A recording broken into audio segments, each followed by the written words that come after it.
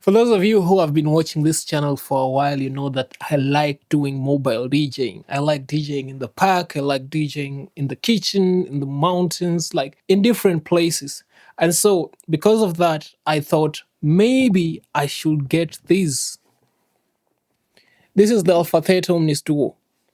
I thought, yeah, a standalone controller, like battery powered. This would save me a lot of space and a lot of energy because a lot of times I DJ using the DDJ Rev 5 and I have to carry that with all the stuff that I use to power it and then bring my laptop also and make sure my laptop is also juiced up. So a lot of times it's so hectic for me to create these mobile DJ sets. But then with this one, I would only need to pack this in my bag and then I go. I just bring my headphones or maybe a small speaker and that's it. I won't have to think about battery power and all that. So I got this unit for about 1500 euros. And then after using it for a while, I was like, wait a minute, is this thing actually worth 1500 euros? Because if I'm to be honest, I think this was a robbery. It's well built, yes. I think the jog wheels are so amazing. Like scratching on this thing, beautiful. Like I love it. I'm not even a DJ who scratches. I almost never scratch. But the moment I tried scratching here, like these jog wheels feel so good. They feel premium.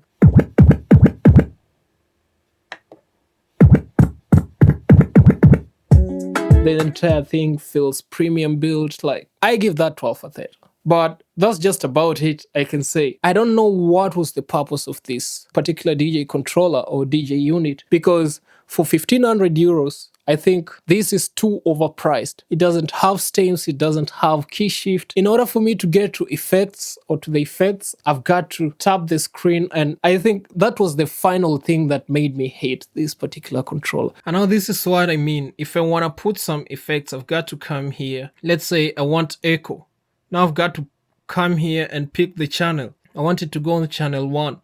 I can't do this thing fast. I can't do that quick when I'm doing quick mixes, for example. And then the entire thing will go back and disappear like that. And then again, when I want to do it, I've got to come here and do the same thing, and now second channel, which really sucks in my opinion, if you ask me. And then if I want to change, I've got to come here and then I've got to look for the effects. There are also very few effects, of course.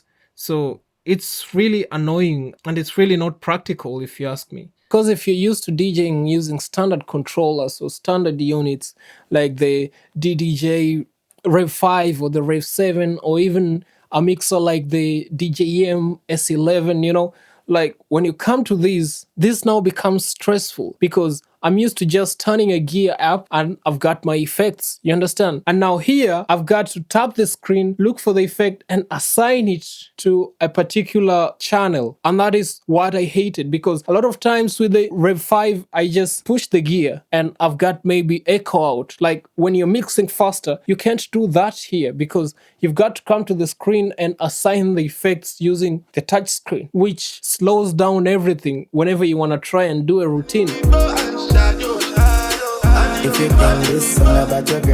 And then another thing is the fact that these pads, the performance pads, you've only got Q. I'd wish to have here rolls or samples or something like that. We don't have any of that. It's just the Q buttons. And I don't know if it's just me, but at some point I felt like they were actually not that accurate. I could press and then there was some delay before the music started playing or the music jumped to whichever point that I wanted it to jump, which is also pretty annoying for such a unit which costs so much money.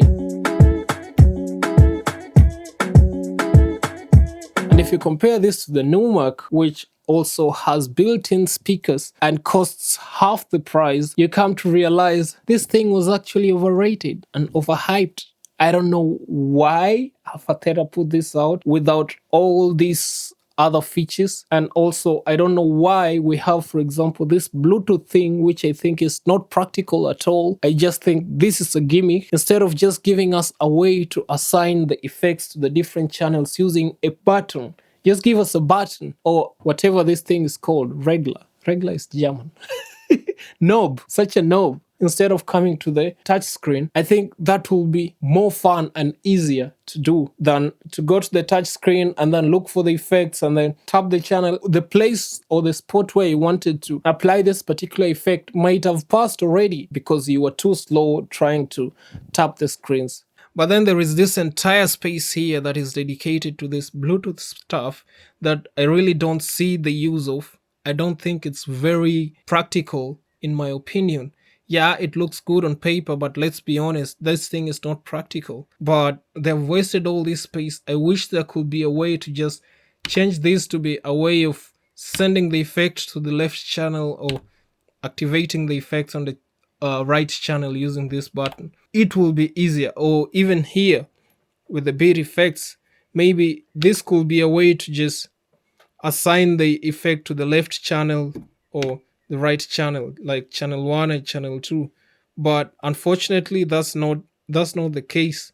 I think the idea of coming up with this particular unit was great. I think the intentions were good, but I think the execution was terrible. Build quality is great, the jog wheels feel amazing, everything amazing, but let's be honest, usability, usability, I'll give it 1 out of 10, because I do believe this was intended for people to go out and enjoy music and party outside, and yeah, you take it on the road with you on holiday, but let's be honest, the cheaper units do that better, and I think AlphaTheta could have done better with this particular unit. Hopefully they bring a better version of this with this same build quality, but either at a cheaper price or maybe give it the features that it needs. There are people that like that Bluetooth thing, but let's be honest, that thing is not practical in a real party, because if somebody comes and gives me a request, now I have to tell this person connect to the unit and then play the music and make sure your phone doesn't get interrupted, nobody calls or whatever, so that I can get that music. And now I'll have to listen to that music, put the cue points or whatever,